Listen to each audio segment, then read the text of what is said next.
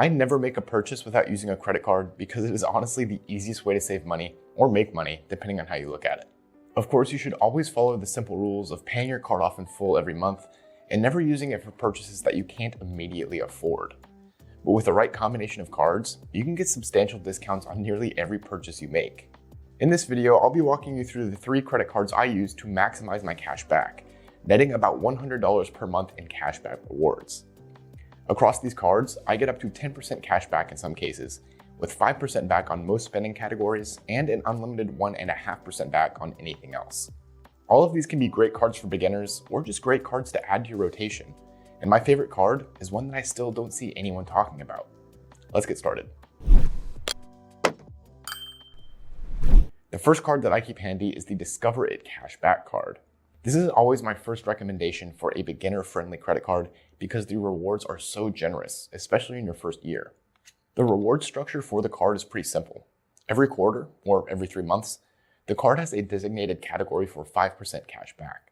In 2022, it started with grocery stores and gyms, and in April, it's gas stations and Target.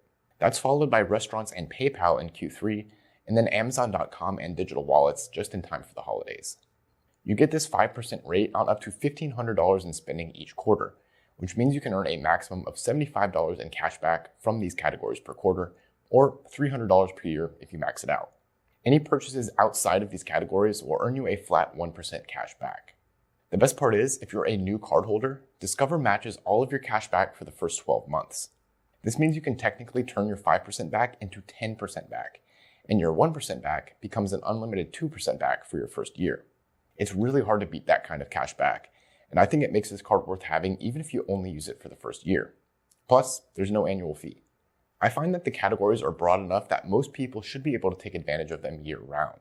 I'll make this my primary grocery card when the grocery category is active, or my primary restaurant card when that category is active. I'll also go out of my way to do holiday shopping on Amazon to get 5% back during the final months of the year. And in my first year, I actually purchased a couple $100s of prepaid Visa gift cards on Amazon. Since my cashback match was active, I technically got 10% back on those purchases, and was then able to spend those gift cards on my usual expenses like groceries in the following months, essentially getting a bit of money for free. I tend to max out my cashback in most quarters, with the exception of gas stations, earning approximately $25 per month from this card. I usually cash out these rewards with a statement credit, but you can also redeem them during checkout with Amazon or PayPal, redeem via bank transfer, or redeem for a gift card. Overall, the rotating categories are a nice introduction to credit card cashback, and they're generous enough to be worthwhile for just about anyone. While some people may prefer a fixed rewards category, I find that this actually complements my other credit cards pretty well. If you want to check out the Discover It card, I'll leave a referral link below that will get you a $100 bonus in addition to the features I just mentioned. My second go-to card is the Citi Custom Cash card. This is a great card, but I think it's best used as a complimentary card and not as your primary credit card. The Citi Custom Cash card gives you 5% back on your top spending category every single month. This is capped at $500 per month in spending, which translates to $25 per month in cash back, similar to the Discover card. Anything after that, or anything in the non-top spending category, will earn you an unlimited 1% back. The categories eligible for the 5% rate include restaurants, gas stations, grocery stores, travel, transit, streaming services, drugstores, home improvement stores, fitness, and live entertainment. The nice part is that this card will automatically detect the highest spending category to maximize your cash back. So you don't have to do a thing other than use the card, and you'll earn the highest possible rewards. It will also recalculate every single month, so if your spending categories fluctuate, this card has you covered. And again, there's no annual fee here. The drawback is you have to be a little more intentional with how you use the card, or else most of your cashback opportunities will be wasted.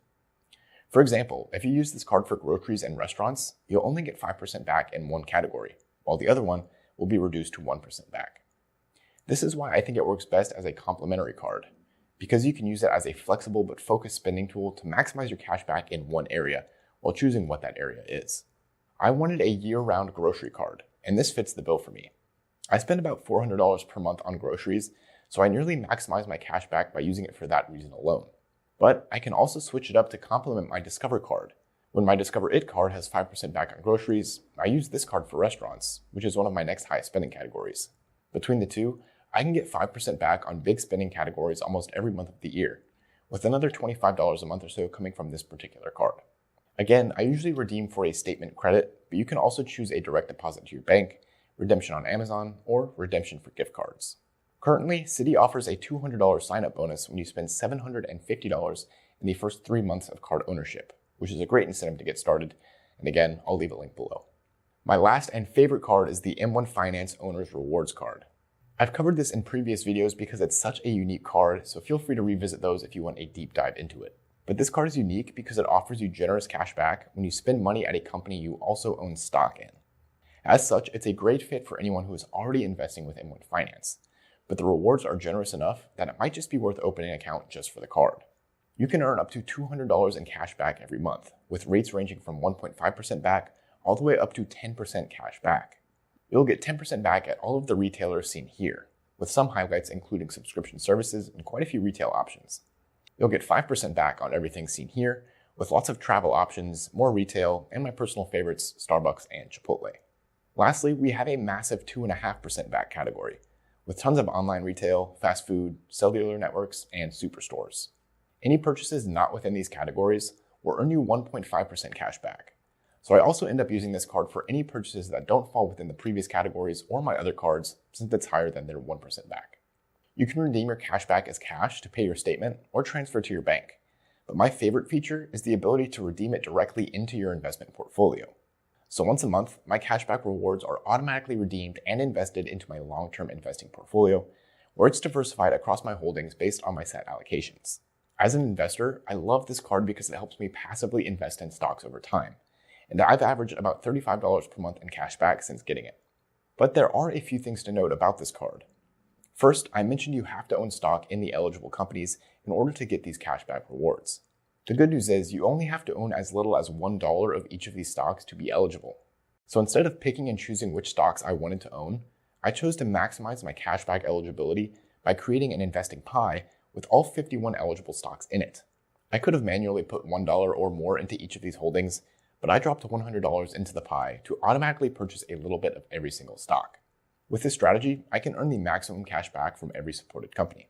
Furthermore, I set this pie allocation to just 1% of my portfolio, and again, the smallest purchase increment for stocks is $1.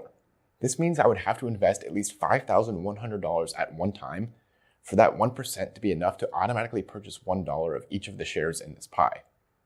In short, I'm not actually reinvesting into this pie with my regular cashback rewards or regular investments, which is how I wanted it because I prefer my index fund and ETF strategy. You could, of course, change this if you want to hold any of these companies long-term, but that's how I chose to do it to maximize my cash back and minimize its impact on my long-term portfolio. I dove into this strategy in particular in my video on the M1 card if you want to check it out. Next, there is a $95 annual fee with the M1 Owner's Rewards Card. So you'll have to gauge whether you'll make enough with the card to make up for that fee, and if it's worth owning the stocks involved. I'm personally an M1 Plus member, which is $125 per year, and that waives the fee for the card, so I'm going to have it either way. And with how much I use it, I'm definitely more than making up for the cost of the membership. I'll leave a link below for the M1 Finance Owner's Rewards Card, which is currently offering a $300 bonus if you sign up and spend $4,000 in the first 90 days, offsetting that fee even further. So as of now, those are the 3 credit cards that I'm using on a regular basis, but I'm keeping my eyes out for one more card. I'm still waiting for a crypto rewards credit card that is actually worth using, as nothing out there at the moment is very compelling. After all, it's no secret that I was super disappointed with the BlockFi Bitcoin rewards card. I'm hoping Celsius Network will come through and create a credit card that I can use on all of my miscellaneous purchases that don't earn great rewards on my current selection of cards. Earning crypto back is even more appealing to me than cash back or stocks, so I'll be looking out for announcements and will definitely be covering them when any more information is available. In the meantime, if you have any favorite credit cards to recommend, I'd love to hear from you in the comments. And again, for a deep dive into the M1 Finance Owner's Rewards Card, be sure to watch my previous video for everything you need to know. I'll see you in the next one.